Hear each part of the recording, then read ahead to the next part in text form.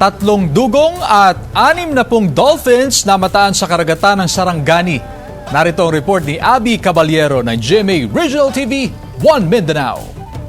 Kuha ito ng drone ng DENR-12 sa 3 dugong na namataang lumalangoy sa Sarangani Bay Protected Seascape, na sakop ng Barangay Gumasa sa bayan ng Glan sa Sarangani Province, para sa quarterly seaborne survey ng ahensya noong October 25. Maliban na sa nakamamangha na angking ganda ng Sarangani Bay, dumagdag pa rito ang tila nag-e-enjoy na paglangoy ng mga dugong na ayon sa DENR ay isang ina at 2 calf. Samantala, may namataan din na 60 dolphins sa Sarangani Bay na kinabibilangan ng 50 spinner dolphins at 10 rhesus dolphins. Ayon sa Provincial Environment and Natural Resources Office o PENRO, ang masaganang sea mammals at iba pa sa naturang karagatan ay nagpapakita na kailangang protektahan ng komunidad ang Sarangani Bay. Kaya naman ipinangako naman ng mga residente sa mga coastal barangay ng Sarangani na ipagpapatuloy nila ang kanilang suporta sa pagpapanatili ng kalinisan sa Sarangani Bay. Kana ginasigregate mo mong basura kay isa gina siya nga dapat dili siya maabot sa dagat. So mga community dire ga-participate gina about sa mga garbage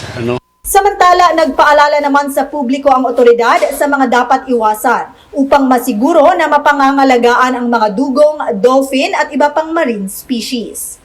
Extraction of yung mga white sand, ganyan.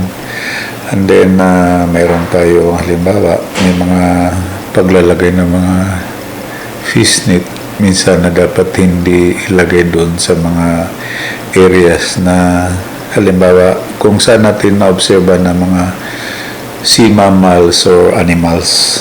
Mula sa GMA Regional TV 1 Mindanao, Abby Caballero, nagbabalita para sa GMA Integrated News.